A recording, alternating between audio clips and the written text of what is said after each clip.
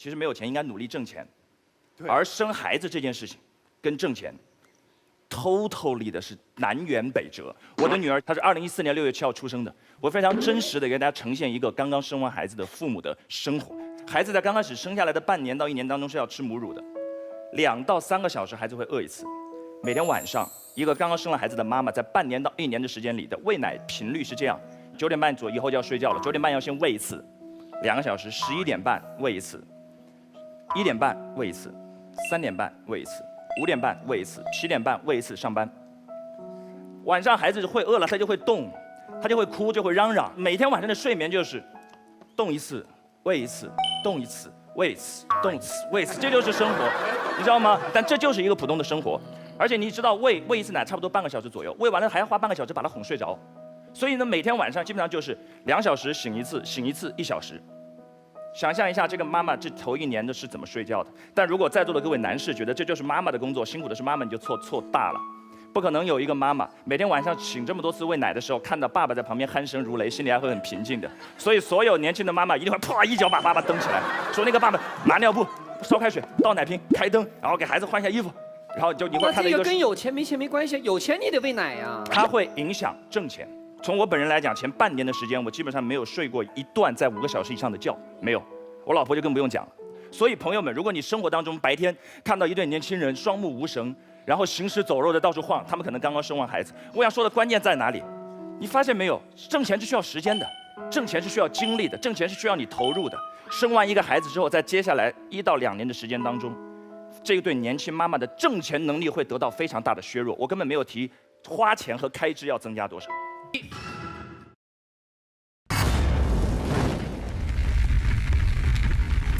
那我们是从正方少数支持派开始，大兵开始。哎呀，没钱要不要生孩子？我觉得问这话的人就应该把你重新塞回到你妈的肚子里。啊，赞成没钱不能生孩子的朋友，我想问一下，你们都合计啥呢啊？你们都是富二代呀？你们生的时候家里都贼有钱呗啊？没钱。 不能生孩子，我觉得这句话你就等于消灭了一代人呐！啊，这是一个多么浩大的工程，还整什么计划生育？直接就问你有没有钱，问你有没有钱，没钱你不能生孩子，我告诉你啊！哎，那是一个没钱结扎版的方式，是吧？那很多人说了，说这个大兵哥，我觉得生孩子是一件特别痛苦、特别难的过程啊。那是吗？生孩子是什么？我觉得生孩子就是一个捎带脚的过程。你生过？ 对呀，捎带脚就生了嘛，跟什么有关系？跟荷尔蒙有关系，对不对？跟基因有关系。但是我生的孩子是跟我特别相信我在关键时刻能刹住车有关系，跟有没有钱有什么关系？啊，你解释一下什么叫关键时刻能刹住车？就是因为关键时刻我没刹住车，所以我就有孩子了嘛，是这么回事。哦，明白了，明白了。你的意思是你的2个孩子是车祸的产物？我还没说完，别着急。我身边没有一个人说等我有1000万了，我再生孩子。去那等你有1000万的时候，你媳妇都来3遍更年期了，你都快挂墙上了，你跟谁生孩子去？还有人说了啊，说我没有钱，我生出来的孩子。跟我遭罪，跟我受苦，我用不起澳洲奶粉，我使不起日本的尿不湿，我用不着美国的吸奶器，我不能让他上英法双语幼儿园。朋友，我想问一下，你是养孩子呢，还是养八国联军呢？大伙儿都知道啊，人奶的营养是要比奶粉高出10000倍的。朋友们，你喝过？我喝过呀，我尝过，亲自尝过。那么。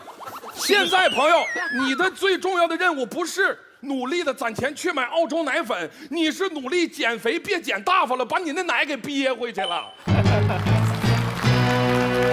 所以我认为没钱要生孩子，对自己、对家庭、对孩子都是好事。老爷们儿可以努力出去挣钱，老娘们儿别出去败家去了，好好的2个人一起努力，形成一股劲儿。孩子也认为自己我要努力，以后我才能有出息。那么一个有爱、有温暖的家庭，是要比一个光有钱而天天冷战的家庭好出10000倍。所以朋友们，炎炎夏日无心睡眠，今天晚上你们就回去跟自己的媳妇儿来一发，别控制，奔着中标去吧。谢谢。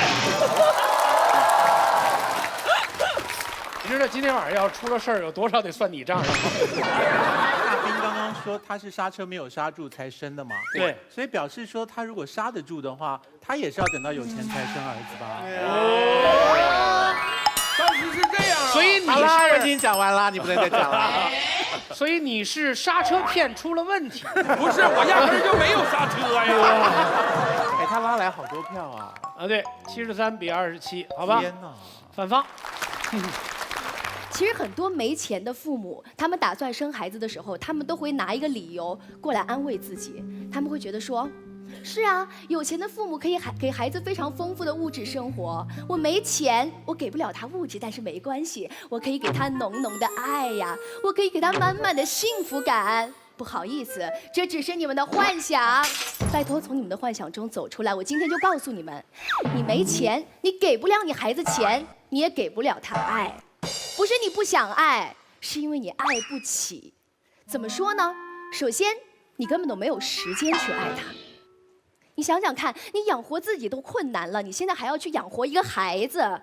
你唯一能做的就是在外面更加拼命努力的去赚钱去工作，你日夜奔波，你天天加班，你没有周末，你根本都没有时间去陪伴你的孩子呀，所以你没有时间去爱你的孩子。有钱人他们也没有时间，但是他们却有资本让自己停下来，因为他们停下来他们又饿不死，反正他们有钱呢。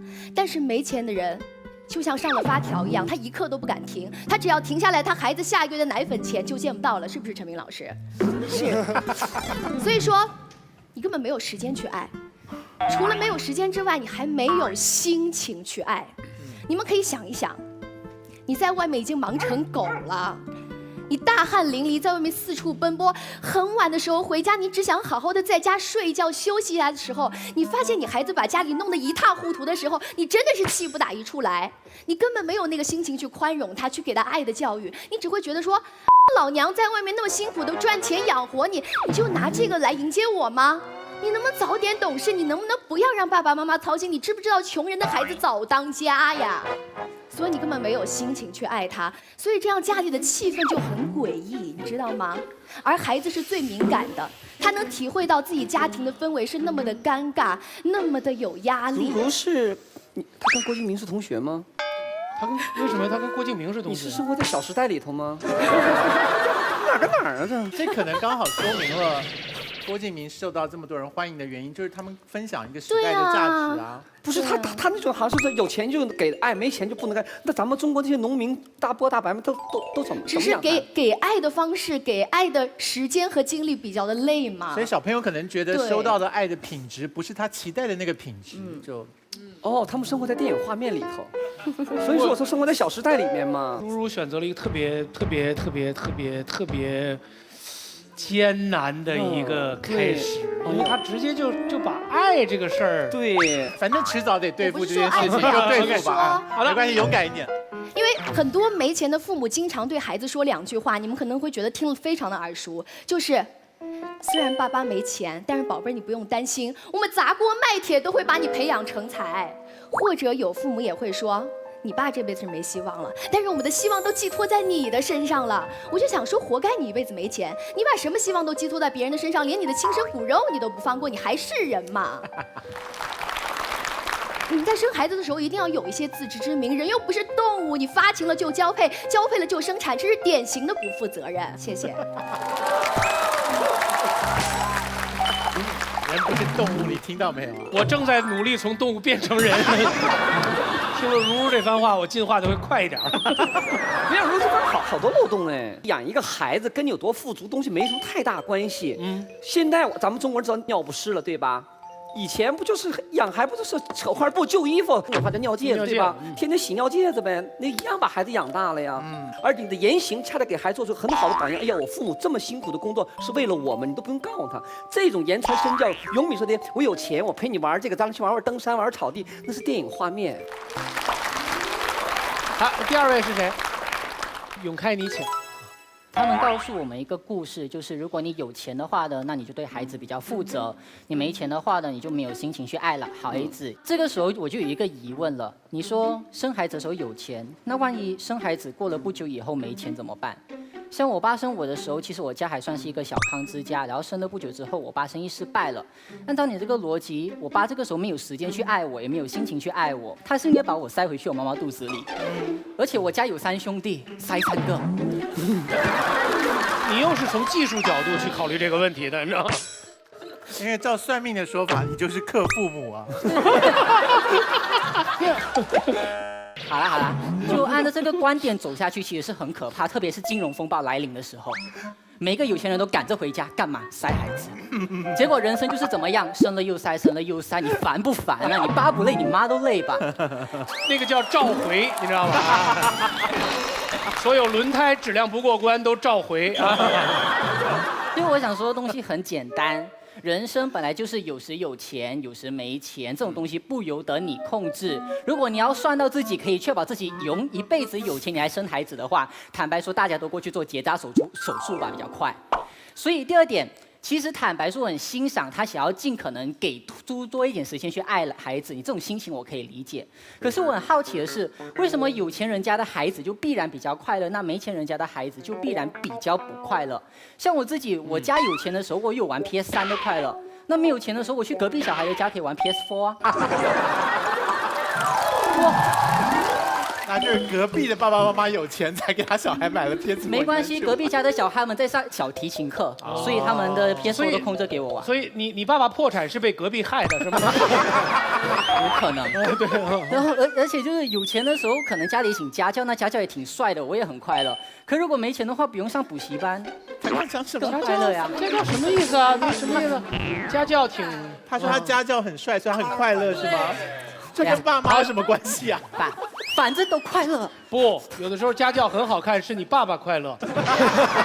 你继续，我们绝不再打断你了。哎，所以孩子本来就是一个懂得自己找乐子的一种奇妙生物，在富的时候他有办法快乐，在穷的时候他也总有办法找出快乐。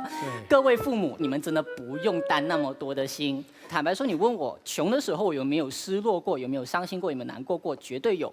可是我的伤心跟难过从来都不是源自于我家里没钱，而是我父母因为家里没钱，觉得亏欠了我。我妈有一次她加班，因为担心我们3兄弟不够钱花，也是加班到累瘫了。然后结果进了手术室，手术结束以后，她第一件事情做什么？打电话给我，跟我说：“永开，对不起，就下个月的那个零用钱可能会给少一点，真的很对不起。”当时我的心情是很沉重的，就你妈，你给我一条命，已经对我是莫大的恩赐了，你为什么要跟我说对不起呢？为什么一个父母会仅仅因为自己家里没有钱，自己暂时时运不好，结果就亏欠了孩子呢？为什么你们会有这样的想法？孩子从来都不介意家里有没有钱，孩子介意是父母到底开不开心。对，好的。如果父母不开心，就算家里再有钱，我也不开心。可是如果父母可以开开心心的每一天，我家里再没钱，我也可以活得很开心。所以在这里，我要向电脑前，你接哪里？电脑前的妈妈说一句话，就我知道家里现在可能很困苦，然后这困难可能要过一段时间，但是请你相信我，我活到这把年纪了，我可以自己养活我自己。那我对你的爱从来都不会因为家里的钱减少而因此而减少。我爱你，谢谢。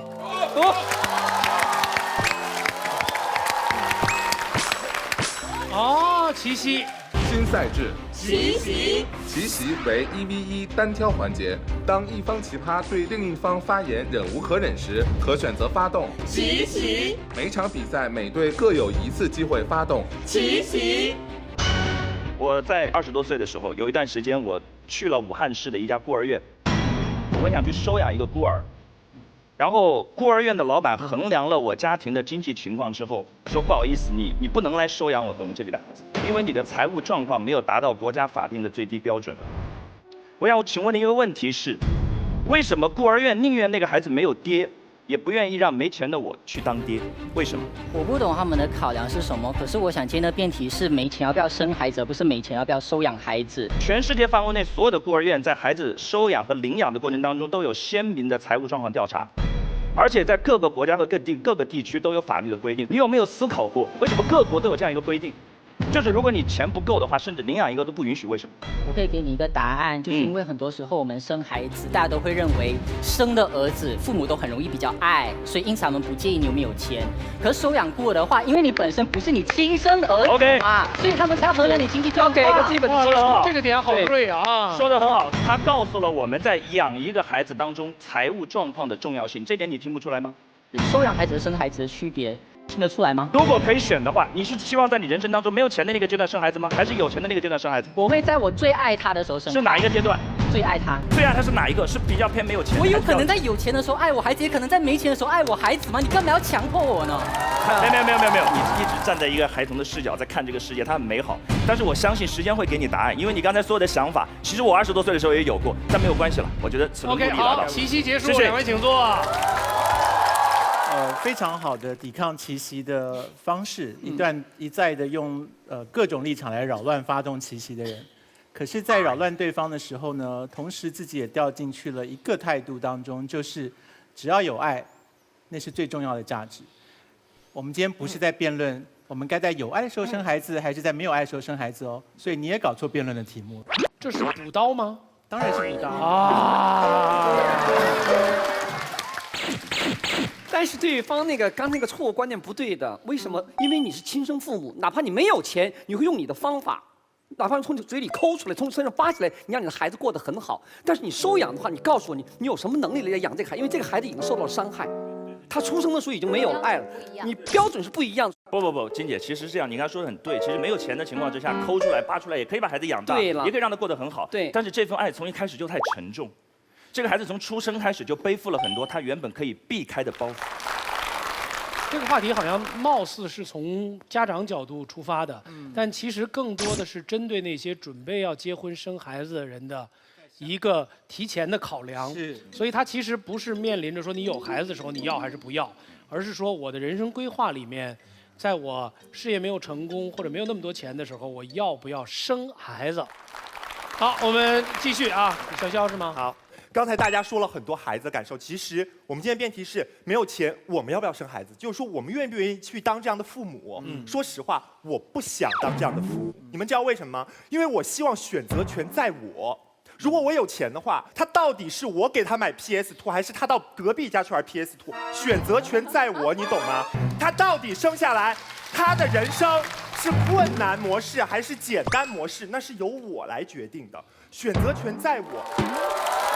说实话，我不希望我的儿子有一天在电视上告诉我说，有一天我的爸爸含着眼泪告诉我，儿子，你下个月生活费没有了，那样是对我的一种折磨。原谅我的自私，永开，我觉得你很懂事，但请你原谅我的自私。如果我没有钱，我不想要孩子。刚才几位老师都说不要把爱扯进来，但说实话，你如果没有钱，支撑你陪伴一个孩子、养育一个孩子是什么？只有爱。刚才我们的汝如说到，如果你没有钱的话，你没有时间去爱你的孩子。但是在这里，我要告诉大家，如果你没有钱，父母的爱很容易无力，你们懂吗？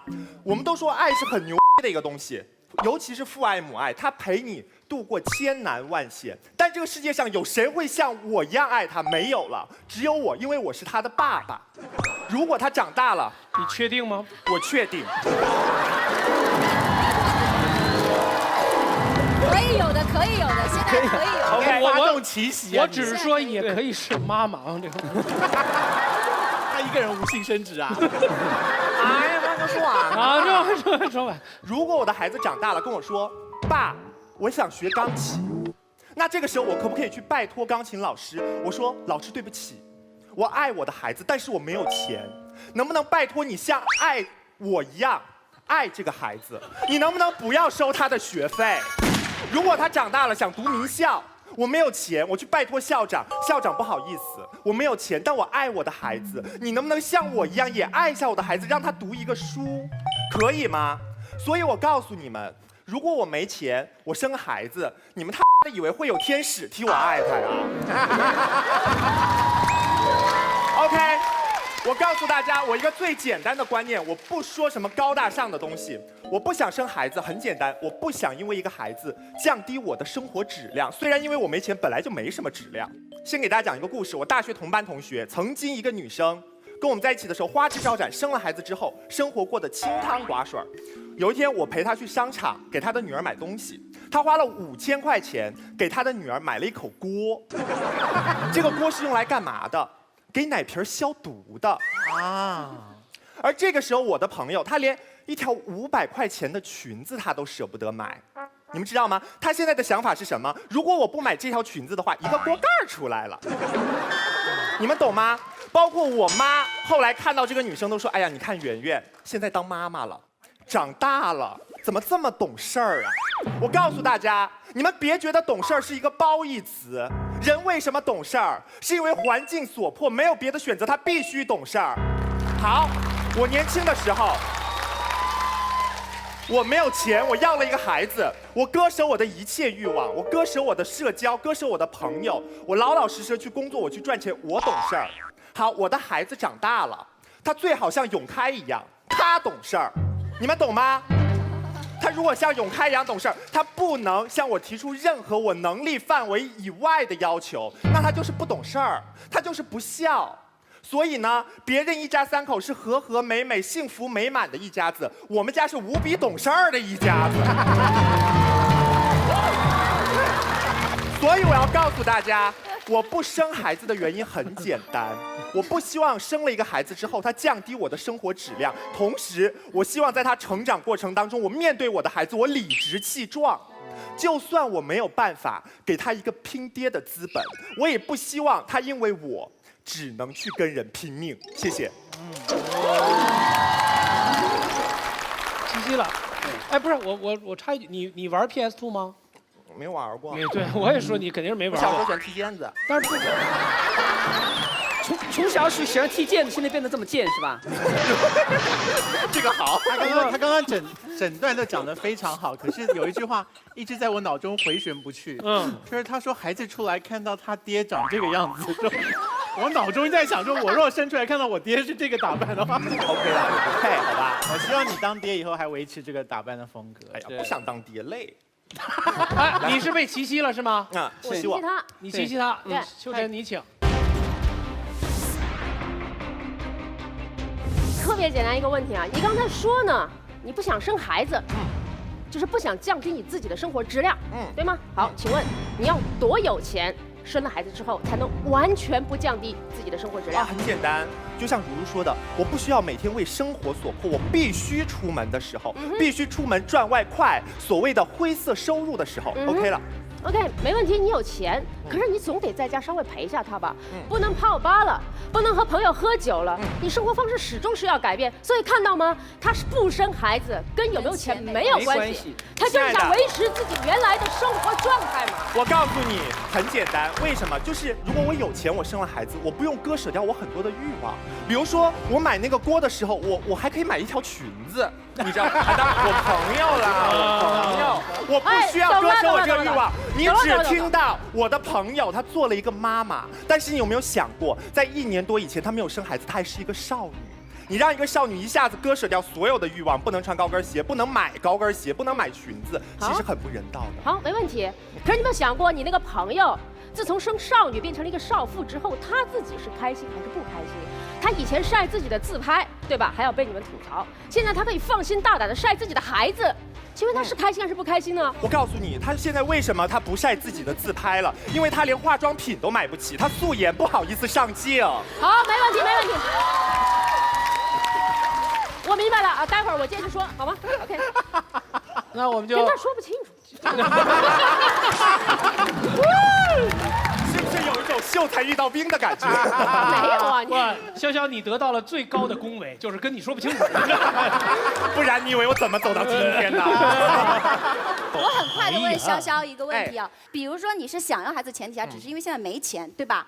那比如说10年之后你还是没钱呢？那个柳岩姐是这样啊，因为就是说，如果我现在这个阶段没有钱的话，很简单，我还年轻。你觉得你未来一定会有钱，对不对？其实我现在挺有钱的，告诉你。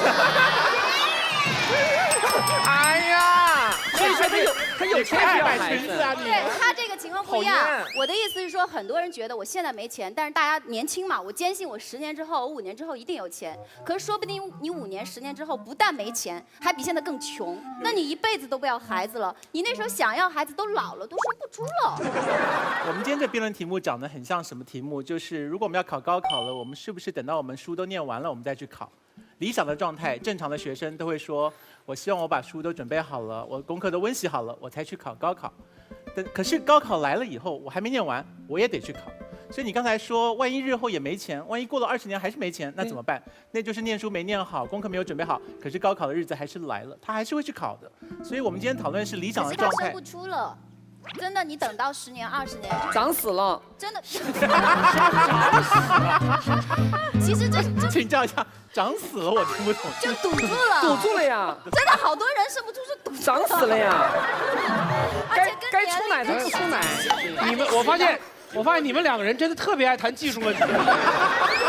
那这样我就问一下，你先说哪儿堵死了？我跟你讲，真的，现在很多女生哪儿堵住了，哪儿长死了，输卵管堵住了。对呀。哦，我想多了，我想多了。我觉得自从有了奇袭这个设计之后，大家都疯了，就疯掉了啊！就这。好，那我就承接着刚才往下说，潇潇呢有没有钱？跟他选择毫无关系，他无非就是想维持现在自己这样的生活状态。不信你问他，好，我现在就给你1000万，你生不生？要生。他犹豫了，还不要了，他犹豫了吧？生不生跟钱没有关系。好了，刚才前面2位呢说的是，我要把爱和那个钱绑定在一起，为什么？很容易理解，因为你想给你孩子最好的东西嘛，对吧？这没有错。可是你要弘扬你这种大爱，首先你就得有一个孩子。那吊诡的地方就出来了，对方以爱之名去剥夺孩子的存在。你知道这什么意思吗？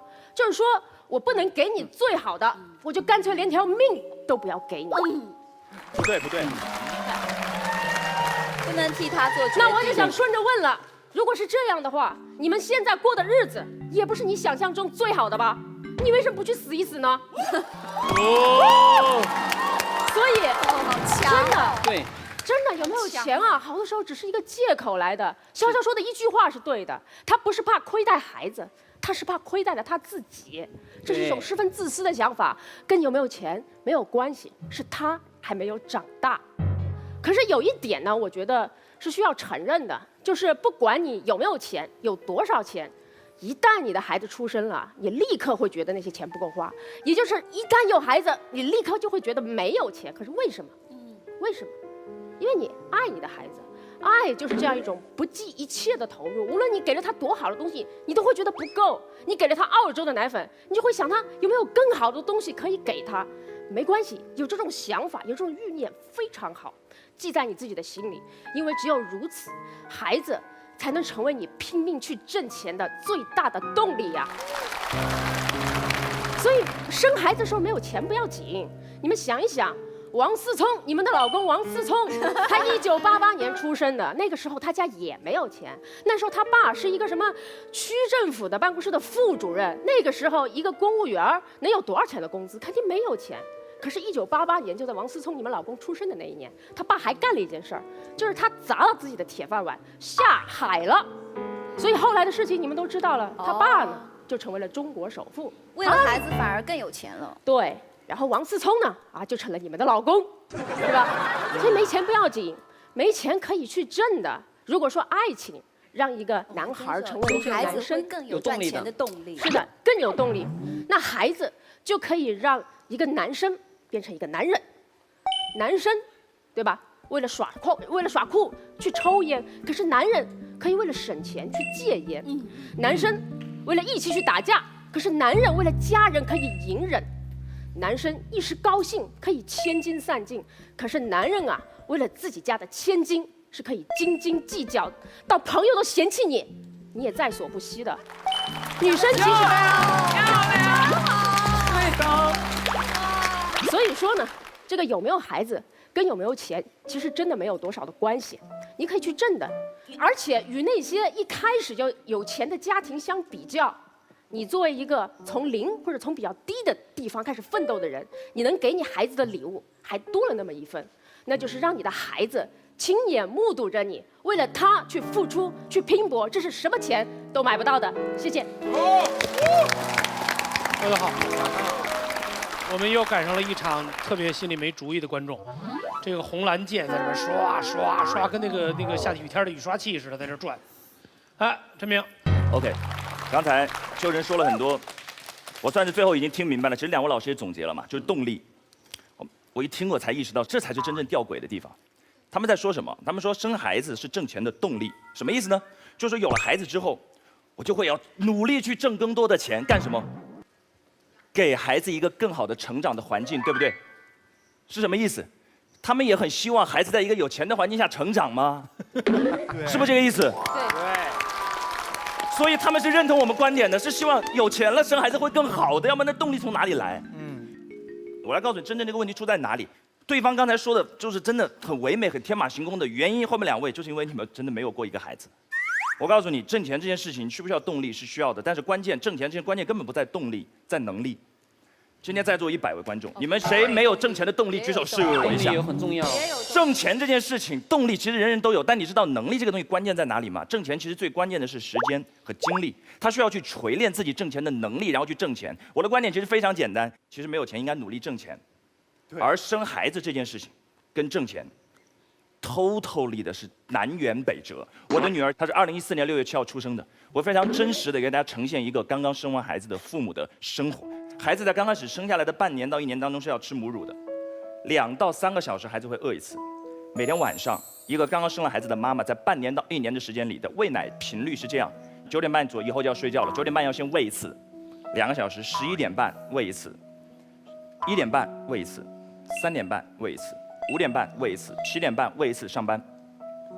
晚上孩子会饿了，他就会动，他就会哭，就会嚷嚷。每天晚上的睡眠就是动一次，喂一次，动一次，喂一次，动一次，喂一次，这就是生活，你知道吗？但这就是一个普通的生活，而且你知道喂一次奶差不多半个小时左右，喂完了还要花半个小时把他哄睡着，所以呢，每天晚上基本上就是2小时醒一次，醒一次1小时。 想象一下，这个妈妈这头1年的是怎么睡觉的？但如果在座的各位男士觉得这就是妈妈的工作，辛苦的是妈妈，你就错大了。不可能有一个妈妈每天晚上醒这么多次喂奶的时候，看到爸爸在旁边鼾声如雷，心里还会很平静的。所以所有年轻的妈妈一定会啪一脚把爸爸蹬起来，说那个爸爸拿尿布、烧开水、倒奶瓶、开灯，然后给孩子换一下衣服，然后就你会看到一个。这个跟有钱没钱没关系，有钱你得喂奶呀。它会影响挣钱。从我本人来讲，前半年的时间，我基本上没有睡过一段在5个小时以上的觉，没有。 我老婆就更不用讲了，所以朋友们，如果你生活当中白天看到一对年轻人双目无神，然后行尸走肉的到处晃，他们可能刚刚生完孩子。我想说的关键在哪里？你发现没有？挣钱是需要时间的，挣钱是需要精力的，挣钱是需要你投入的。生完一个孩子之后，在接下来1到2年的时间当中，这个对年轻妈妈的挣钱能力会得到非常大的削弱。我根本没有提花钱和开支要增加多少。 一个讨论要对屏幕前的观众可能有一些启示作用。今天有很多年轻的爸爸和妈妈他们在听，他们刚刚结婚，也许他们要选择要一个孩子或者不要一个孩子。我方希望给大家一点的注意，就这么简单，就是因为人生有20多岁、25、6岁、27、8岁、31、2岁，有很多不同的阶段。如果可以选，如果真的你可以选，我个人的建议是，在一个 你真的经济会稍微充裕一点，在一个你稍微有钱一点状态下去迎接这个生命，你会更幸福，孩子拥有更多无限选择的可能，整个家庭都会更甜蜜。谢谢大家。好，谢谢陈明。好，来，我们进入自由辩论的阶段，2排的人也可以开始发言，谁先开始？乙方的立论破坏了基因的多样性，直接影响了人类的延续。咱俩又回到去年决赛的时候。不要让人家坐下，不礼貌，跪下。你给我躺下！我现在跟你上。好，什么意思？刚才秋晨他们理的已经很清楚了，对方3个是在任何情况之下都不想降低自己的生活质量。坦白说，只要你生了孩子，你就算是王思聪他爹，你也经常得给王思聪擦屁股，你的生活模式也经常被改变，生活质量时不时也被他的小绯闻下降那么1、2下，对不对？不是他爹擦屁股，你那么高兴干什么？你看你那个表情，真的是。嗨，还不是因为他不是我老公。你们支持的是任何情况下都不生孩子，他跟有钱没钱没关系嘛。好，现在开始讲我方立论。我们好在什么地方？不是因为我们心中大爱，明白吗？而是因为什么人和什么人在什么时候能生下一个什么样的小孩，这个小孩在什么样的时机下获得什么样的教育，得到什么样的机会，最后变成什么人，根本不可控，明白吗？帅哥美女的结合，一定不会生出丑男吗？不可能吧，对不对？有段时间你们很流行网上晒父母年轻时候的样子，对不对？跟你们的自拍一对比，总觉得自己不是亲生的吧？因为基因组合不可控，就是你父母超漂亮，你可能丑得一塌糊涂；可你父母超丑，没准你以后长成吴彦祖，对吧？那就得查一查了。好，你父母都是天才，这种优势基因组合在一起，不好意思，没准他们最平庸的部分重合了，对不对？你是个傻子很正常啊。有没有大学双高知生下个孩子连3本都考不上的？高晓松。他就是典型的基因组合失败，知道吗？对，从形象到智商。你不能人家不参加第2季你就这么记恨，谁让他不来的？聪明、财富、智慧都不可遗传，对不对？你给你孩子最好的一切，他未必享受得了啊。可是按你们的说法，没有钱就不能生孩子，那蠢货也不应该生孩子，因为你们养不好，对不对？丑人也不应该生孩子呀，因为你们孩子生来丑，从小受歧视啊。你都不是最好的你凭什么要求你的孩子是最好的孩子呀？按照你们这种理论，这个世界上不会有莫扎特，因为他们家超级穷。哥们儿为什么4岁就会弹钢琴，挣钱养家？如果按照你们的观点，这个世界上不会有梵高，家里穷爆了，而且一辈子都很穷。你已经讲了2个早死的天才了。所以我现在讲的不是这个人幸不幸福，而是这个世界上会出现多少种不同的人。人类一旦开始搞优生学，人类就会变成什么？配种社会，明白吗？只允许最好最棒的人活着，只允许最幸福的人活着。到最后，只剩一点，在座的各位，你们检查一下自己各种的缺陷，发现我作为一个父母不配生，我作为一个人不配活，没了。陈明，对，好，我觉得必须要解释一下了。其实薇薇姐，你刚才说的很有道理，但是今天跟我们今天谈的完完全是2码事情。薇薇姐刚才已经反复讲了，说基因什么东西都不可控啊，生孩子的基因我们没得选。是的，如果先天的东西我们父母什么都改变不了，我们要不要改变一下后天的环境？做爹妈的基因到底是什么？是上帝说了算的话，那他成长的那10几年的路是我给的，我能不能尽一点力呢？我有一个非常非常好的朋友，他从小家庭其实并不是很富有。我的这个朋友，他坚韧，他细腻，他善良。他的目标感非常强，我非常钦佩他身上这种闪光的品质，但他与此同时，他身上也有一些其他的特质，比如说他其实有的时候不知道为什么隐隐的会有些自卑，以及跟随着自卑所无法抹去的有一点点矜持而脆弱的自尊。很多时候我们朋友聊天聊到他家庭的时候，他会突然就是生气，然后我觉得我们只是开个玩笑嘛，他真的会翻脸的。这是一个普通人，我们身边有很多这样的普通人。后来我学了心理学才知道，薇薇姐，你刚才说什么东西，它后天会发展成什么样子都是未知的。No， 在心理学当中有一个非常知名的一个专业术语，叫做未完成的愿望之魔咒。童年的时候，未完成的那个愿望，对你未来人生的路的影响远远超出你们的估计。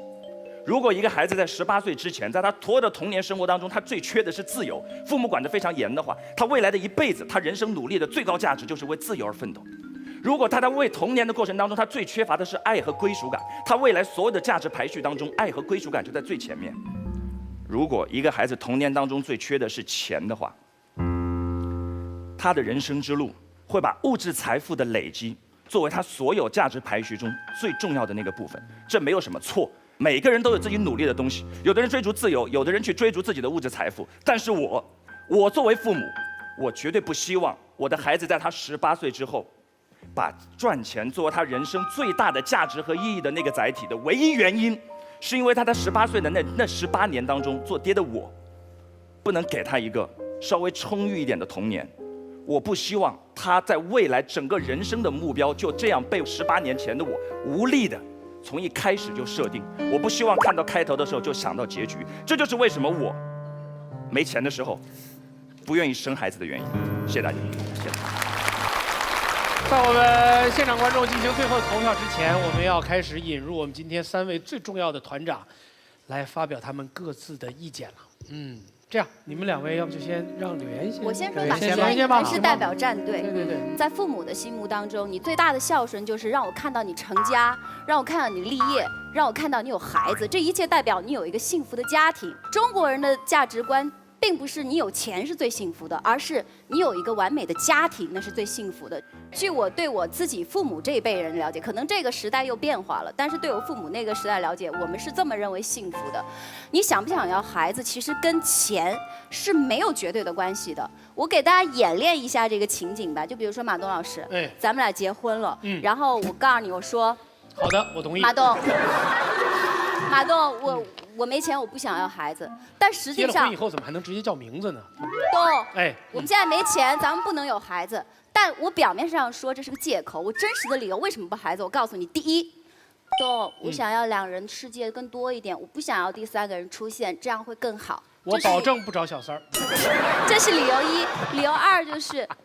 东，我其实结婚前骗了你，我真的不喜欢小孩，我觉得我自己就是小孩，所以我不想生。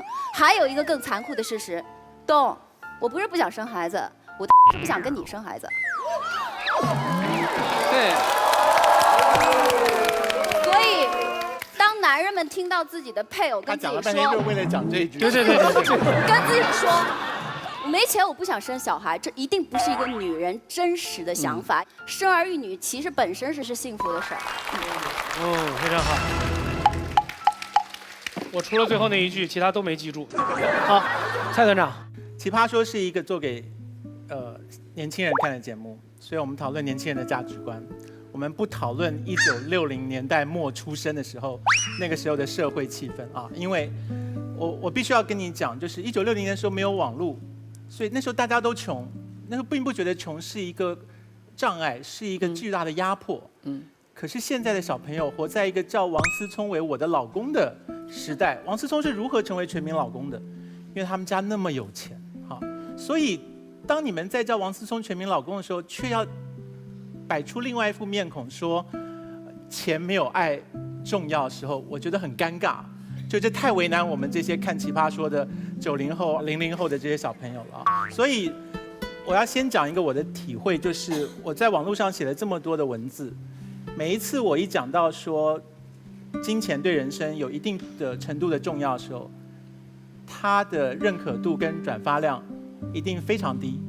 可是我一讲到跟浪漫、跟爱、跟理想有关的文章的时候，转发就非常高。人对于金钱，尤其在我们这个时代跟环境里面，我们感受到了金钱巨大的压迫力，可是我们不想讲这件事。我们假装我们不被金钱所操控，可是其实我们被金钱所操控。所有的父母亲他们在存什么东西？他们在存叫做教育基金。干嘛存教育基金？因为让小孩受教育，他们要存一笔钱。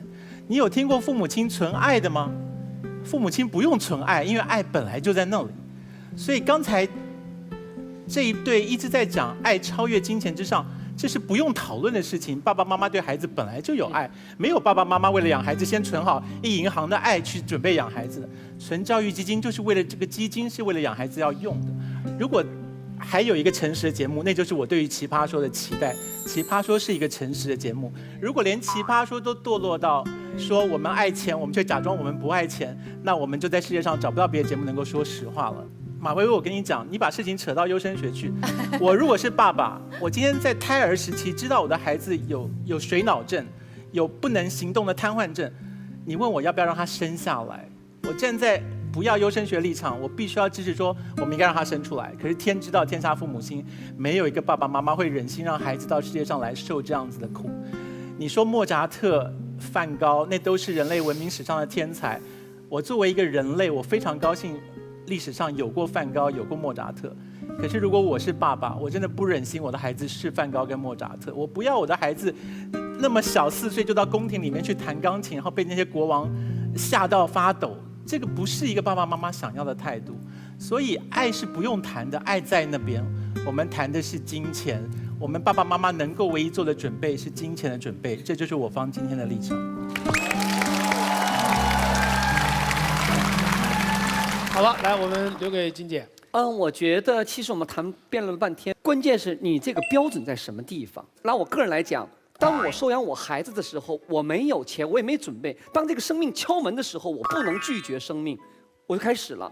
然后我能走到今天为止，完全这个3个生命给我的一切的动力。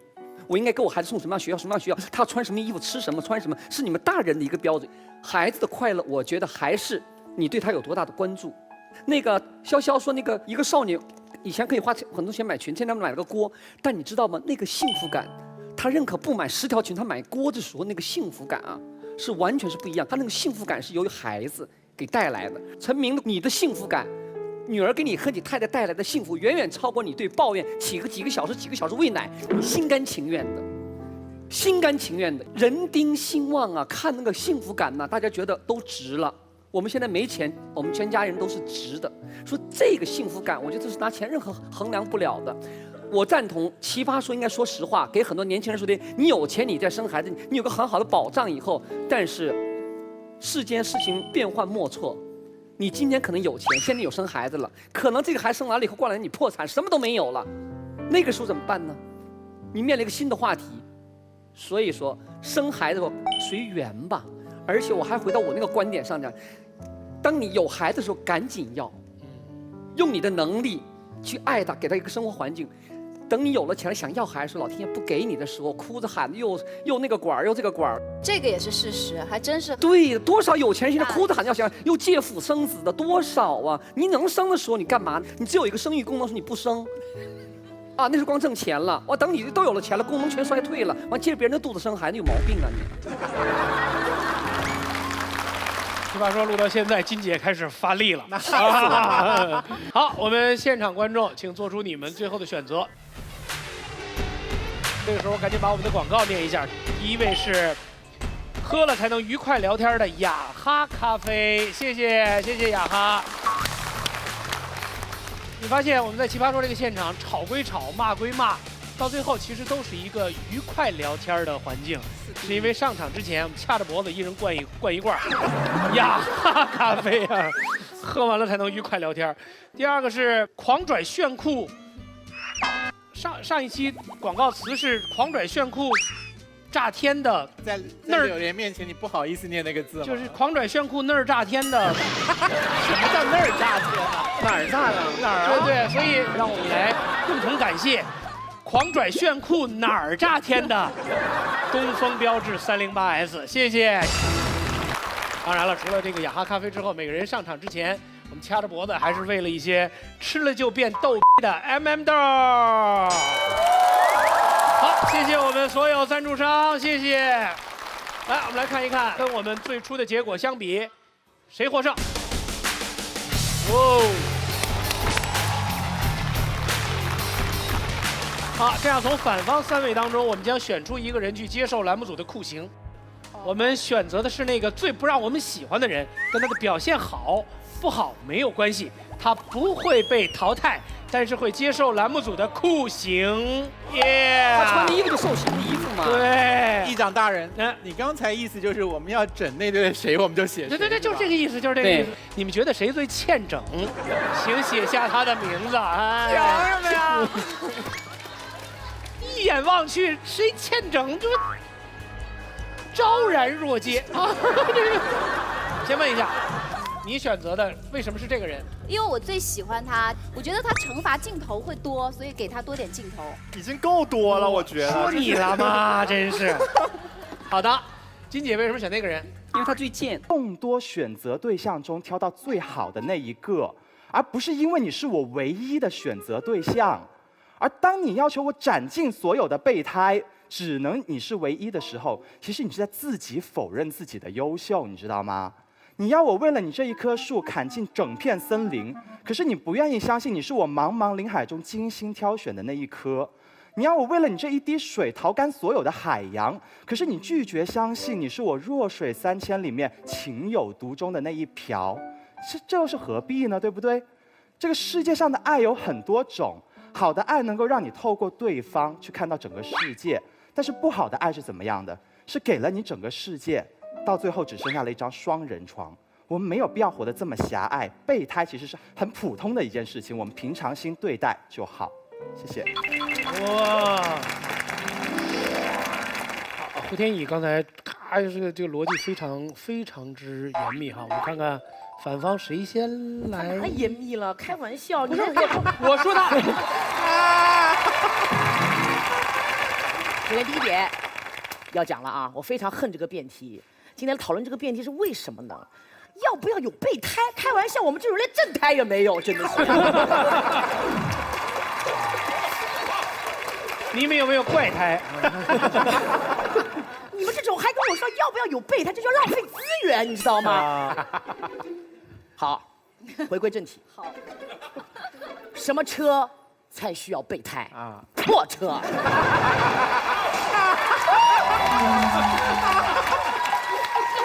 什么人需要备选？烂人。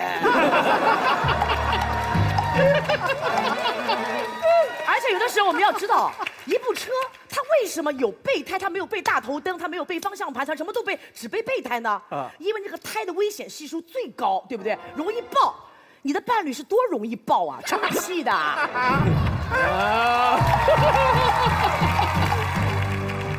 最近有些感悟啊，就其实因为我已经很久没有谈恋爱了，突然来这个题，我一下有点。有多久？有3年没谈恋爱了，空窗了3年，所以还要再说一点啊，就3年也没什么嘛，对吧？啊，咱们继续。该堵的堵住了。前2天刚刚查了卵巢排卵量好的很的，告诉你，老子棒着呢。是块绝对不是盐碱地，我告诉大家。没见过老子能排卵的。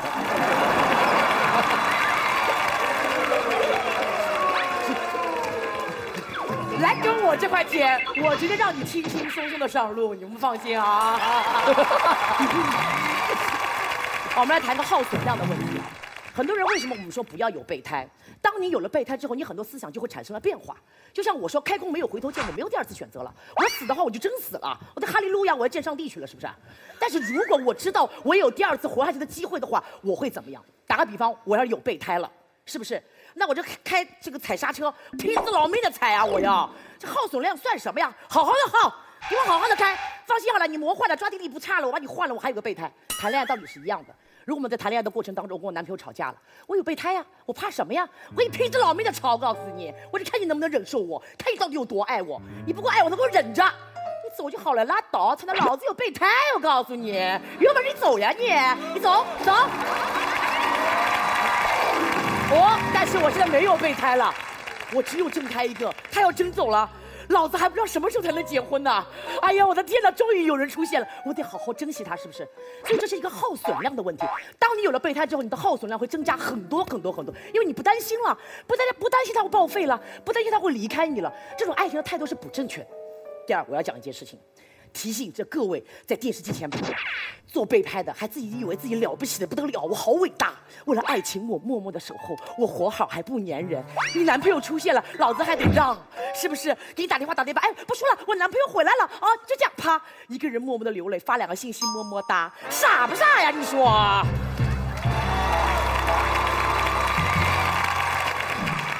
哦，你爱他，他爱他，你说他瞎你也瞎，你俩大傻叉。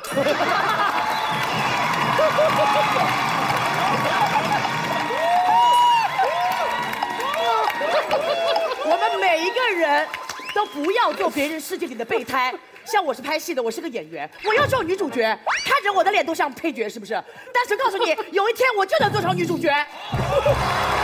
还有那些电视机前的特别棒的备胎们，别找他们那些烂人啊，来找范甜甜做我世界里的真胎。谢谢大家。哇，甜甜太精彩了，尤其是要当女主角的这个，真的是哎呀，看得我这个眼泪都下来了，真是太好了。这个我特别同情那个导演，真的啊，真的是他瞎你也瞎，你俩打。好吧，我觉得。我觉得对这样的这么一个烧胎的人，咱们也别打断，来继续吧，谁来？那下一个前来送死啊！我。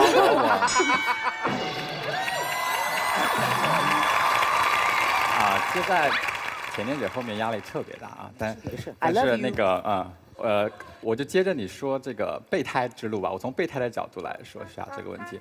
你也当过备胎啊？对。我当过备胎，我当过备胎。哦，什么车？特好的一辆车啊，好车。然后我想说的是，我不觉得我傻，也不觉得我瞎，但是我当时做备胎做的还挺开心的。中国好备胎嘛？对，刚刚那个视频里面有说，很多人觉得有备胎对备胎很不公平，其实并不是这样的啊。我之前有一个朋友关系还行，我一直都挺喜欢他的，但是我没有跟他说过我喜欢他，是因为我觉得说了之后就会破坏我们的友谊。但随着时间推移呢，也就很正常，她交了一个男朋友。可是我还是喜欢他，因为这个感情是没有办法控制的事情。我能控制就是我不去破坏你现在的感情，我不去做你的小三，但是我没办法控制我对你的喜欢，我就是放不下你。你这个时候如果说我们曾经是好朋友，甚至有点暧昧，然后我特别喜欢你，所以你要跟我划清界限，你说我不再能跟你做朋友了。我不要你当备胎，这对于我来说非常残忍，因为我需要时间来放下你。我很感谢他当时让我做他的备胎，我特别感谢他，因为我觉得在那段时间做了他的备胎，完成了我对他在爱情上的寄托和渴望。然后《Hunger Game》饥饿游戏里面有一句话叫 "Hope is a powerful thing"， 就是希望是一个非常有力量的东西。其实人活着就是一个盼头，一个念想。一小部分的我自己，我是觉得有一天我可能会跟他在一起的，所以这个盼头支撑我过了那段时间，而且这个时间，我现在回头看是甜蜜的，我当时也挺开心的。你可能会说这样的爱情很嗟来之食，很贱，那我能说的就是我当时就是贱，特别贱，随叫随到。但是大家没见过吗？大家没见过吗？我觉得每个人都见过。对不对？而且我们哪个人没有谈过一个爱情大过于自尊的恋爱？这是我们爱情上必经之路。所以我觉得这很正常，没有什么不公平，一个愿打愿挨的事情。而且作为一个备胎，咱们都做过啊。Deep down， 内心深处其实我们都知道一个事情，就是其实他不太会跟我们在一起的。我们知道我们是备胎。我知道他不会跟我在一起，但这不重要，因为我知道你能给我的不多，但是你能给我的那一点我都要，对不对？因为我就希望你不要让我离开你，你让我在你的生命里，我就想默默喜欢你，我想看着你。就像那些年里面有句台词叫“请你，拜托你不要现在拒绝我，请让我继续喜欢你”，就这样。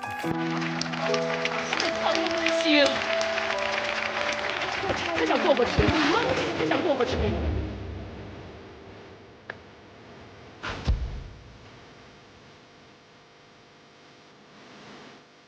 请教一个技术问题啊，一个女孩子听到这样的骚浪贱的表达之后啊，对，她咬自己的下嘴唇，这个是什么？你咬一个。拉日小鹿乱撞。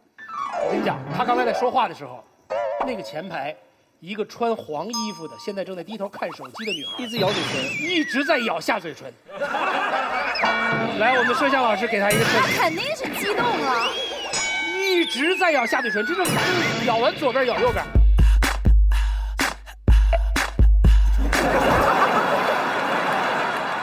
正在答。好久了。樊也给我们分析了一下他作为备胎的心路历程，我非常的感动。然后我也关你什么事儿？我也非常的心疼。我知道他获得这么多票，其实大家是为他而心疼的。如果你的那位不把你作为他的备胎，你成为了他的正室，这该有多好，是不是？这是我们期待的一个浪漫的爱情故事。但我还是很心疼你，所以我选择叛变。我选择叛变。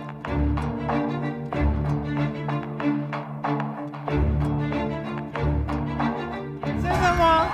对啊，我选择了叛变。我太被他们打动了。你讲，你为什么要挡住我的镜头？来嘛，像我们这样比较自信的名媛，一般不甘于寂寞，所以我们需要爱情的滋润。但是我们道德又非常的高尚，所以我们绝对不能做劈腿的事情。这个时候，备胎就是我们最好的选择。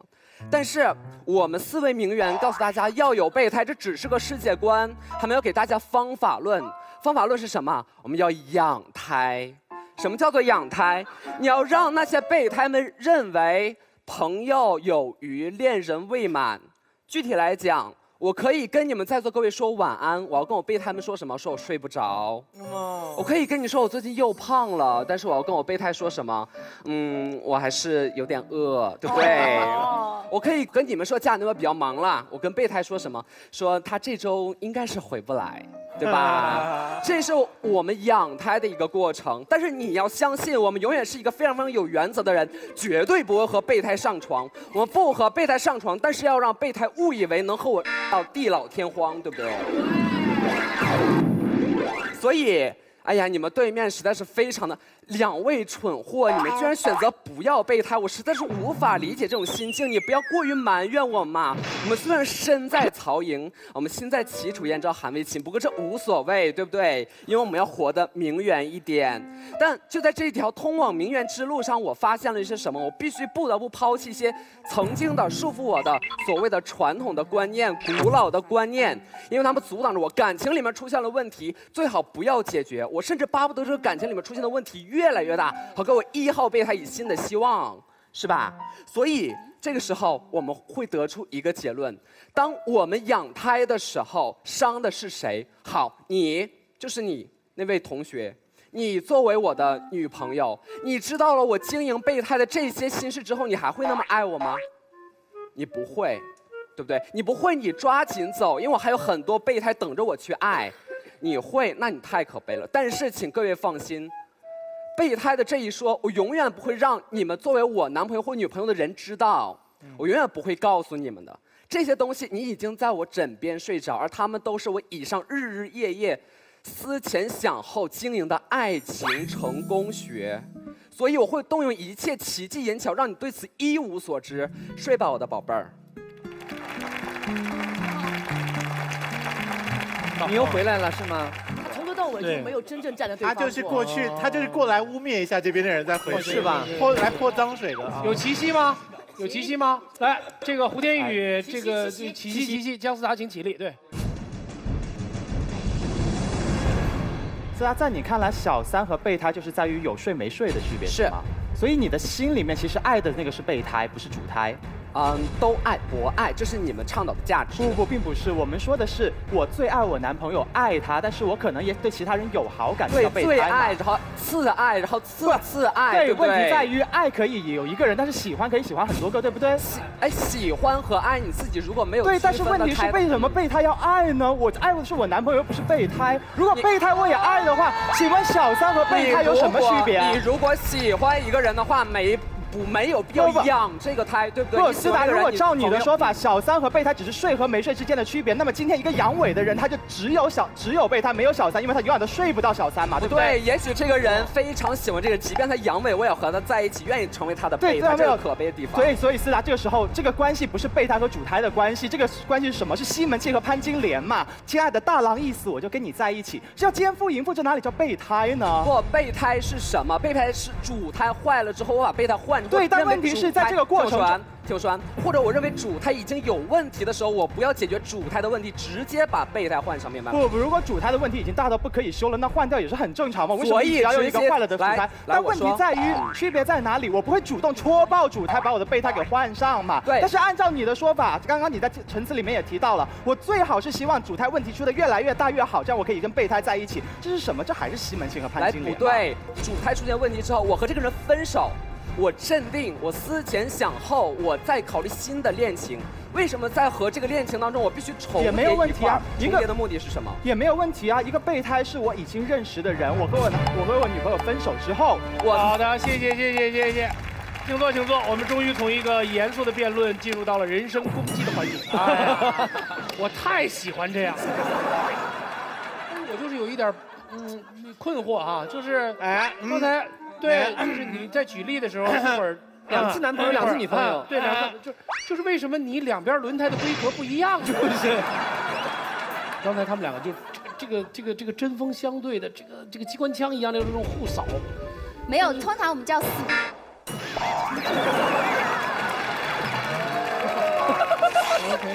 我们这一期最后选出来的是好的，是 BB King 还是 CB King？ 你还是很适合这个节目。就是刚才这两个人争论的重点就是，对方是阴谋论，他们觉得你们有备胎是你们养好的，然后准备要，然后你们这边立场觉得有不可能备胎是自然而然存在，一定是苦心经营才有的嘛，是不是哈？我就是界定一下我们刚才撕的那个过程要撕什么事情。好的，如婷，你请。其实很简单嘛，刚才我是觉得很简单啦，虽然说的很快，刚才世达讲的是一个养胎的过程嘛，其实所谓的养胎，我真心的觉得，如果它是一个备胎，是不需要养的。我没有一个人会保养自己车的备胎的，我们只会保养自己车的正胎嘛。备胎它自己坏了，它反正都是背着的，就算了吧，对不对？那干嘛去保养呢？所以四大问题很容易解决，那甜甜姐的问题更容易解决。甜甜姐讲的很简单，她说如果你有备胎，你就会拼命耗损你的正胎，因为你有备着嘛，这样你就不用怕去耗损你的备胎，这才是真正的问题。什么叫做没有第二个选择？如果一个人的一段恋情是没有第二个选择的话，对那一段恋情来讲，其实才是极度危险的。本来我是说好今天绝对不用吃的例子，但是我现在还是想讲一下。跟谁说好的？啊，我怎么不知道？我跟我自己说好的，因为你们每天都讲我是吃货，本来是想证明一下我不是的。瘦了，谢谢。讲到哪里？讲到吃货，对我就是一个吃货。那吃货有没有自己喜欢吃的东西？肯定有。这样我也还是一个挑食的吃货，我不吃牛肉，不吃鱼肉，不吃羊肉，这些都不吃。但是我最爱吃的是鸡肉。这样如果没有鸡肉吃，我把鸡肉当成我最爱而且唯一爱吃的食物的话，如果今天发现没有鸡怎么办？去到一个餐厅没有鸡，那个老板讲我们餐厅不卖鸡，我是想把那个老板给杀掉的，因为他让我没有吃饭的选择了，因为鸡是我唯一的最爱，是不是？但是对我来说，怎么可能只爱鸡？没有鸡，开什么玩笑？不吃换猪喽。我们可以吃猪肉，那是我第二个喜欢的东西。每一个人的选择都有2、3、4、5个选择的。你当初选男朋友的时候，我还没经历过，但是相信你们每个人都是这样。选男朋友的时候是有3、4个对象的，你在3、4个对象里面选了一个最喜欢的，但其他的是你的第2个选择、第3个选择、第4个选择，那些就是你的备胎啊。指我干嘛？那些就是你的备胎啊，对不对？其他的选择是你的备胎。如果你让我没有其他的选择，这段恋情就很容易走向极端，就好像当初我发现那个餐厅没有鸡那样的情况。所以这时候，如果我男朋友打我，因为我没有其他选择了，我忍哦。他对我不好，我没有其他选择了，他是我唯一的选择。就好像当初的杨过跟小龙女，小龙女是他唯一的选择，小龙女去世啊只有一个雕。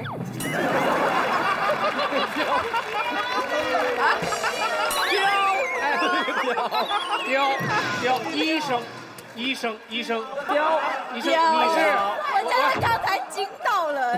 跟我念，狂拽炫酷雕炸天。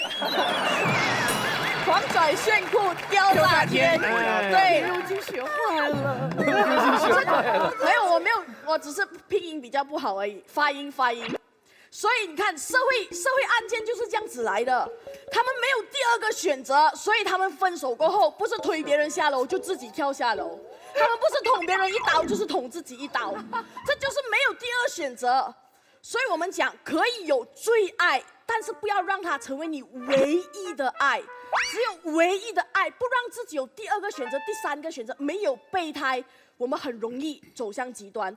不可以有没有替代的东西，任何东西要留一个替代的东西。有一句话很简单，叫做“天涯何处无芳草，何必单恋一枝花”，就是说不要，不简单，为什么笑？这句是对的，这是对的，对。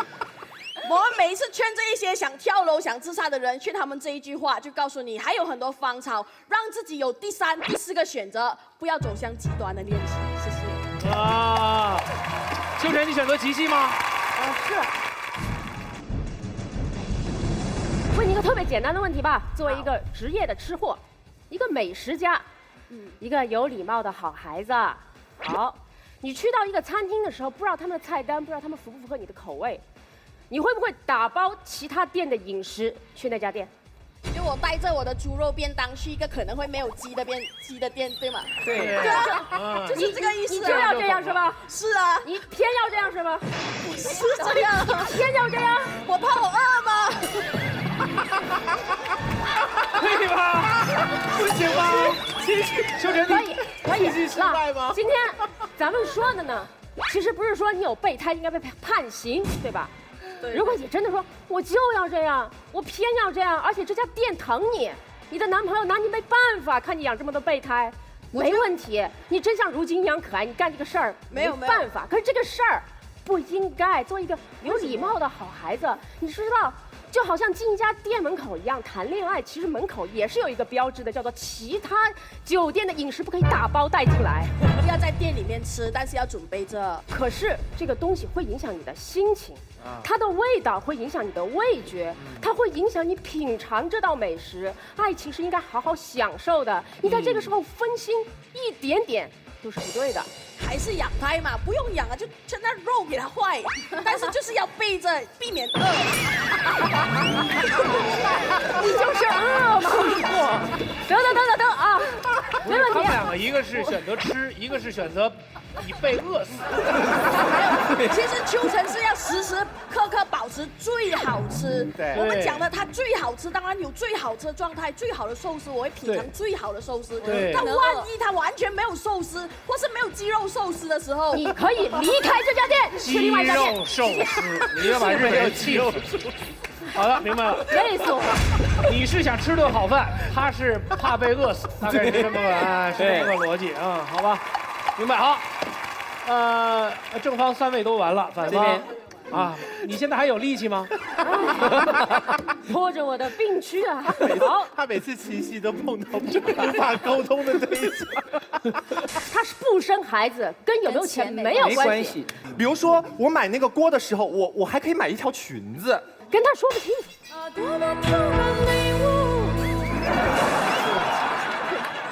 好，没事儿。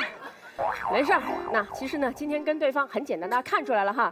最大一个分野，什么叫做备胎？他们说，只要那个人喜欢你，那个人就自动成为你的备胎。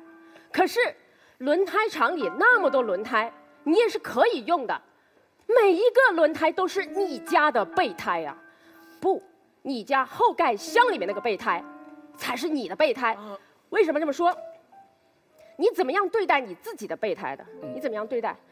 你通常把它买回家是要花钱的，所以这个人不管他是不是以前喜欢你，你要长期维系他这样的喜欢，你也是要花功夫的。你怎么对待你汽车的备胎？那当然很简单，你刚才也说了，买回来往那个后盖箱里面放，让它蒙尘，让它暗无天日，3个月不理他，拿出来吹一口气就能用。可是你对人类的备胎，你能这样？哪一个人类愿意被你压箱底那么长的时间拿出来吹口气就可以用啊？除非你说的备胎啊，翻译啊，翻译也可以，可以啊，是充气娃娃。对了，充气娃娃。对了，所以经营一个备胎，人类的备胎，我们不是说汽车的备胎，你是一定要花功夫的。这就是刚才我们所说的养胎，这是个技术活，是要花费功夫，会很累的。所以它会让你的恋爱成本更高，风险更大。以前呢，你可能吃1个人的醋，那现在你可能要吃2个人的醋。以前你只要维系1段关系就可以了，现在你要维系2段，甚至3段、4段、7、8段关系，而且他们这些关系之间是互斥的。你一个不小心啊，所有人都跟你跑光，一个胎都没有，得不偿失啊。所以我给大家的解决方案非常的简单，不要害怕。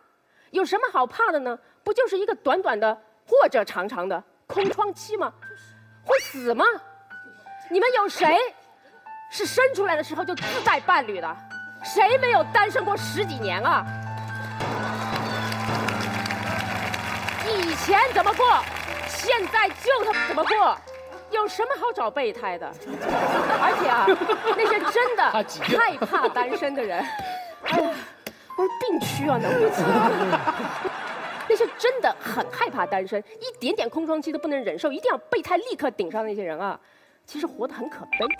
你想想看，他所有的肯定都来自于其他人，他所有的陪伴，如果没有的话，就会特别的孤单。他心里面有个巨大的空洞，一定要别人去填补。可是爱情不是补窟窿啊！各位，你要知道，有了这个备胎之后，其实你的生活一点都不会变好，而你只要放下你对分手、对空窗的这份恐惧，其实你会过得更好。用那些时间，用你养胎的那些时间，去陪伴那些你曾经因为恋爱而疏远的家人和朋友，用你养胎的这些经历去追寻那些你因为恋爱可能不小心一时半会儿放下来的梦想和兴趣。到时候你会成为一个更好的人，更好的人在下一个转角处遇到一个更加好的陪伴你的人。谢谢。好。经过双方选手6轮胎动之后，我们现在进入自由打胎环节。打胎环节，谁先说？来，陈明。就听到这里，因为我是这个室外的角度嘛，就我一直在后排的角度，我听得很清楚，对方是一种把每天都当成末日来相爱的价值观，是一条不留退路的价值观，是一条每一次都燃尽全身的爱情观。所有的路如果不留退路，真的走到最后，有的时候你很难避免粉身碎骨、焚身的那一刻。备胎这件事伤害谁了？我想不明白。我老婆身边有很多很优秀的男性，也非常喜欢她。我有时候他们是我的一面镜子，他们是我的一面镜子。我在他的身上很多时候就能真真切切实实的照到我真正做的不好的地方，这才是我未来修正自己的方向。而站在我老婆的角度，你知道吗？这件事情对我老婆来讲是一个空间，是一方净土。爱情有的时候不给上，我知道甜甜你那种价值观，你这种爱情观，我身边有很多朋友也是这样，他们是没有余地的，是没有空间的，是彻彻底底生命与生命的融合。为什么说他不留退路？就是在爱情中总有磕磕碰碰。其实你知道吗？就有的时候我也会发脾气啊，有的时候我们会有矛盾冲突，但是那些备胎的在，他心里那些预留的小空间在，我知道他有那些空间，我也愿意留给他空间，这是我们感情的缓冲带。而对于真正的那些备胎而言，我们俩不过是给予他们去爱一个人的自由，他要的就是一份自由啊。如果说备胎这件事情在这个感情当中没有伤害任何一个人，我不知道为什么要对他说不。关键你太太也那么认为吗？如果你要是不行的话，我告诉你，我经常有时候会跟我太太聊啊，然后他就我说会，比如说你到底你对他喜不喜欢吗？对呀。他说其实有好感的。好感的，如果是你要对我不好的，我可以跟你离婚，跟他结婚的。他会这样讲的。他会这么说的吗？对，他说你要对我好一点的，所以我就会对他好啊。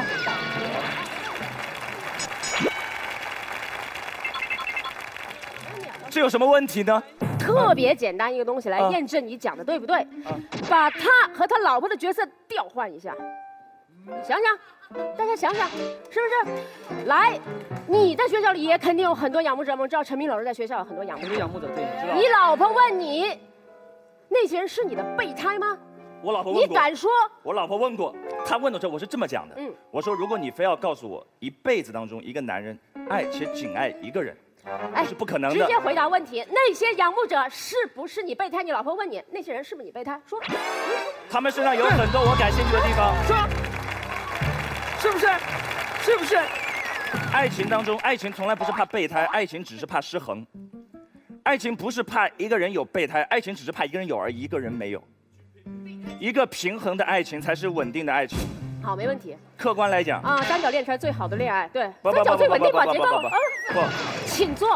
好，我先坐，我先坐。我来补一下，我来补吧。我们先解决一下我们这边价值观过分奔放的问题。其实啊，我们并不是说要同时展开很多角关系。我们这一方真正的立场是什么？是你想做世界上最了不起的美食家，想要吃世界上最好吃的餐厅，想要爱你最想爱的那个人，有时候他需要排队。什么意思？就是说，有的时候你一眼就看上的那个人，你一辈子都忘不了的那个人，他有伴侣，他情字一关过不去，别家餐厅吃不下，怎么办？排队等号了。你们没有过这样的经历吗？隔壁麦当劳没空吗？7-Eleven 吃个三明治，今天晚上会死吗？你不是老老实实在那里等位？因为这一家餐厅我最爱，所以我们这边倡导的一点都不是混乱的、疯狂的、多元的那种所谓的多角关系，不是，是当人生有一瞬间，你就是想不开的时候，我就得吃一家餐厅的时候，我要不要等位？然后我在等位的时候，我害了谁？我没有进去抢位，我没有准备上去做小三。然后有的时候你会着急，你最着急的时候会问什么？我前面还有几张台。这种人有什么可抨击的？花溪。好，薇薇姐，你们误会了，我们从来没有攻击备胎。备胎任何人都有爱的卑微的时候，我们攻击的是那个明知道你是我的备胎，我还反复给你信号，并且永远不让你上位的人。什么意思？你在等你的位置，但是我就告诉你，你前面有一个了，等着不要走。然后你刚想走的时候，别走，前面就有一个了。这种店我们抨击的是不良商家，而不是你这个等位的人。对了，所以这是我们今天讨论为什么不要留备胎。讲一个最悲惨的备胎的故事，刚 girl 消失的爱人，死在床上的那个人是他的万年备胎，说明什么？他从来没有把你当人看，你就是他过渡时期的一块跳板。备胎这个词，它从它的字面意义上来看，就是把你物化，把你当成一个东西在用。有没有把你当成一个人呢？有没有把你当成一个会痛会哭会闹的人呢？没有吧？他永远给你一个可能上位，可能马上就要吃到你最爱的饭的那个希望，但是从来不让你这个希望落实。这个过程是对你感情的折磨，所以我说这种人是人渣，而不是批评你太犯贱。我希望我们今天的立场站在一个什么地方？问题出现去解决问题，能陪你跑一路的胎就陪你跑一路，能补补的就补补，不要说换就换。解决问题的能力是爱情当中最需要的，而不是换人的能力。漂亮，漂亮。好，所以我希望大家在出现问题的时候，第一个想的不要去逃避，不要去更换，而是弥补你们的关系。对。方妮，我一直在想，为什么有备胎这种东西存在呢？我们每个人都会看韩剧，韩剧里边有一种角色一定会有，就是万能的男二号，他非常完美，然后非常英俊，非常有钱，满足你所有需求，符合一切世俗标准，但他恰恰不是女主角会选择的对象，为什么呢？因为他符合女主角所有的他所需要的，但并不是他所想要的。男一号才是他真正想要的人。备胎越优秀，越衬托出你所爱的人更优秀、更完美。正是有备胎那套参照，你才会发现自己内心真正的需求。我想这才是备胎在存在的意义。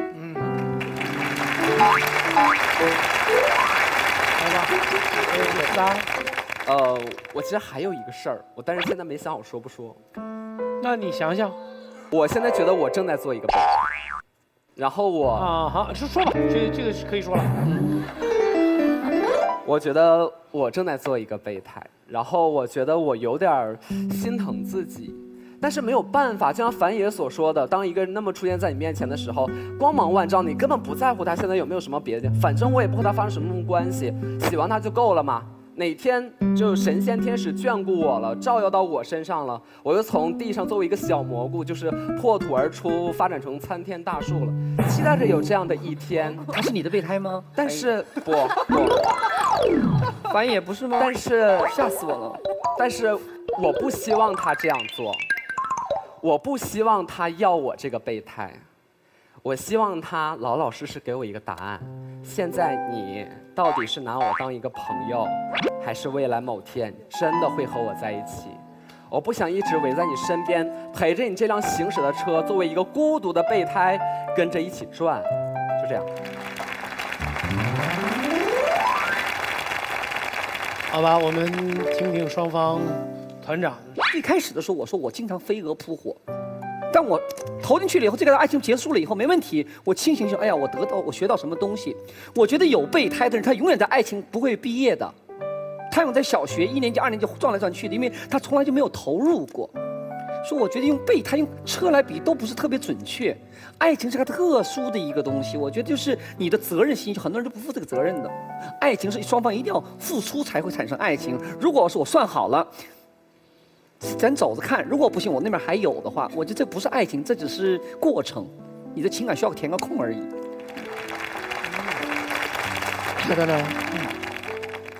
开始的时候，议长大人问我站在哪一边的时候，我说我站在这一边。当时我跟马东开个玩笑说我的良心就这么一点点，这个纯粹是玩笑话。我认为这件事情跟良心大小没有关系。我认为那一边的辩友把这边的人高估了，也妖魔化了。就你们把他们讲得像爱情里面的诸葛亮一样，算来算去，然后这边这支部队不成，那支部队过去打，然后这边打不过了，那边再补上，这不是这么回事。我之所以有勇气站在这边，是因为谈恋爱的人很脆弱，世界上的人应该温柔相待。你要拒绝爱这件事情，对于爱你的人很残忍。所以呢，我读《红楼梦》的时候啊，我没有判断过说贾宝玉跟林黛玉跟薛宝钗谁对谁错。我们读的时候觉得他们的故事很动人，人生几乎如此，充满无可奈何。我们不觉得他娶了薛宝钗对或错，舍弃林黛玉对或错，我们就知道爱情就是这么回事情。大家在里面盲目的生存，找一条生路。什么是备胎呢？备胎无非就是在我要谈恋爱那个当下，没有赶上那个巧合的时刻，所以我没跟他恋爱。可是他身上具有一些品质是我喜欢的。爱的力量这么庞大，爱又这么盲目，爱是盲目的这件事情，我相信在座2队的人全部都同意。当你是在一个盲目的状况中摸索的时候，你怎么可能知道说我是诸葛亮，老子抓住现在这个就是对的，是正胎，剩下的人呢都不值得爱。我们就是犹豫不决，我们就是觉得哎，薛宝钗我也爱，林黛玉我也爱，我怎么办呢？我此刻跟薛宝钗在一起，可是我还是怀念林黛玉的。所以我是出于恋爱中的人是脆弱的人，是摸索的人，而觉得恋爱中可以容许备胎的存在。那大家不要把说可以的人当成是妖怪，当成是计谋甚高的谋略家来看待。我认为如果我们对爱的脆弱跟世人的温柔都有期待的话，备胎是我对这个事情的解释而已。所以我们不是站在得意的立场说有备胎好厉害，我们的立场是我就是拒绝不了这些可能存在的爱。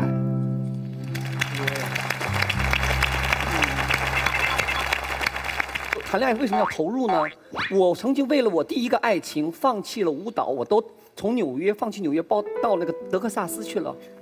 我当牛仔，跟着陪一个牛仔放牛放了3个月，能想象吗？以前在国内看大片看太多了，就觉得要找个牛仔。对，我真去找了个牛仔，我找了个牛仔，完全不那么回事儿。但是那3个月完全就是投入进去了，回来以后就遍体鳞伤就回来了。所以我觉得谈爱情的时候真是不需要备胎，因为你要投入，你才能感受到。如果你永远有个那个地方在那儿的话，你觉得你的投入度会打折扣的。这是，而且我很多有备胎的时候，我觉得还是惧怕孤独的人。我不怕孤独，而且我觉得孤独是个很有质感的一个东西。如果你能享受孤独，能有孤独成为朋友的话，我告诉你，3年、10年都没问题。啊，别！丁老师这个刚刚讲的真的很有趣啊。那我再讲补一个小点就好了，就是我认为那个既然是备胎啊，他随时可以走的，他不应该被困住啊，所以没有养胎这件事。对，就是当我们的车胎爆掉，我们换一个轮胎的时候，那个备胎坏掉了，我们换上去才发现，我们也要认命。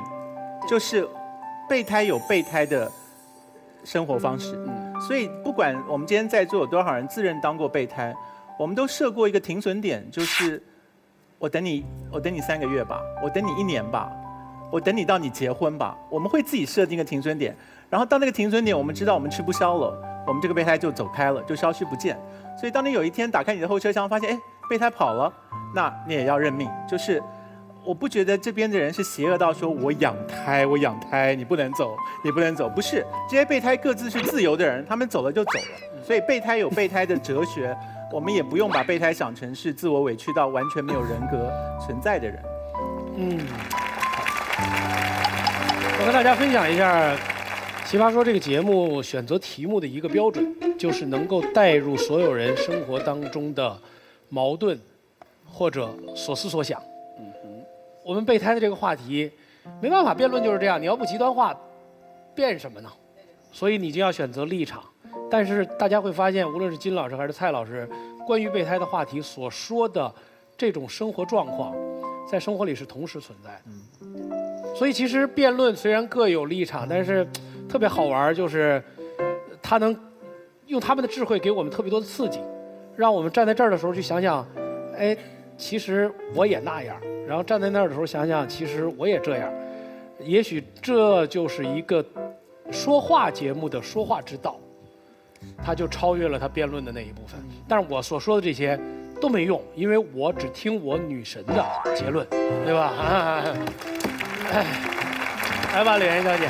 耳朵老师，你刚才讲的其实也是我想讲的，这是我唯一一次没有正方反方立场的一次很纠结的回答。因为很多的事情可以讨论，但爱情是没得讨论的。爱情有简单的，有复杂的。我们想一下，在最简单美好的爱情，现在大家很喜欢的一句诗：“选一人白首，择一城终老。”讲的里面有2个一，强调的是爱的唯一性。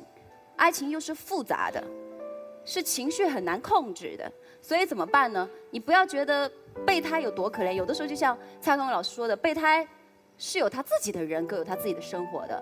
他可能对你念念不忘，必有回响，等了你10年，但那10年他其实也没闲着。这备胎这么多年，他可能也在自己还在找各种合适的对象。也就是说，在这个世界上，你不要歧视备胎，因为人人皆为备胎。